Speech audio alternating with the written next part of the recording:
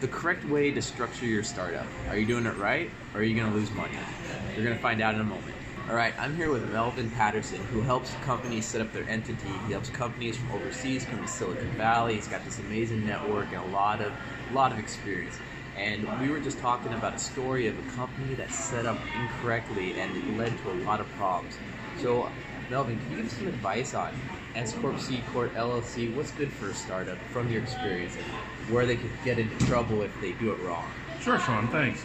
So basically, doing an LLC is not the same as doing an S Corp or C Corp. An S Corp is nothing more than a C Corp with a special tax process. So doing an LLC or doing a corporation is an entirely different process, even though the cost is about the same.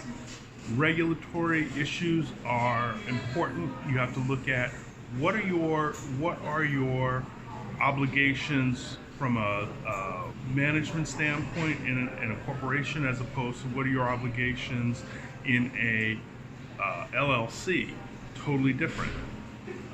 If you have a sole proprietorship or you have a general partnership, what are the effects of that? You need to consider taxes, you need to consider management time, how to structure the business for going forward evolution. You might start off as a small proprietorship and then realize you need to be a corporation. How hard is that?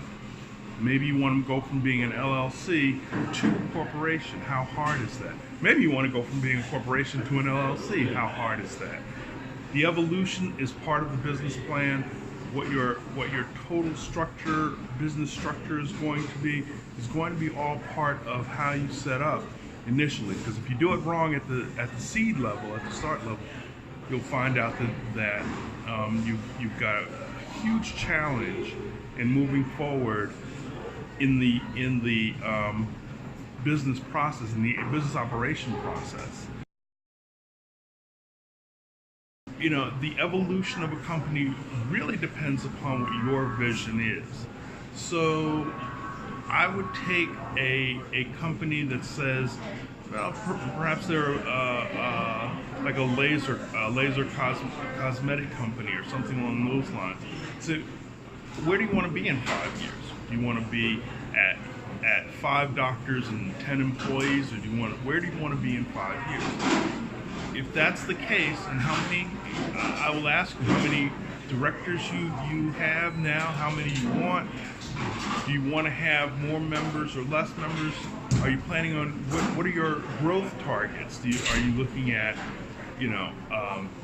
a capitalization today of $100,000 and 5 years from now $10 million or $1 million? We make those decisions based on the information, the input that you give us. And then we look at it and we say, okay, based on what you're telling me, your tax obligation will be this, your management obligations will be that. We probably think you should be here you should start off maybe at an LLC.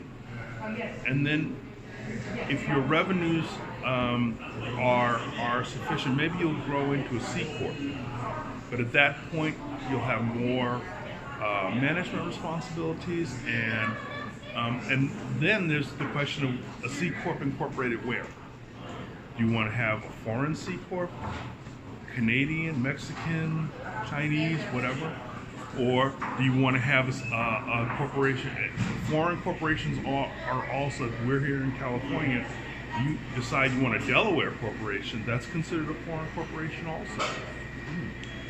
Delaware corporation has different management responsibilities than California corporations do. Sometimes it's just it's better to have a foreign corporation than to have something domestic. It depends on the business.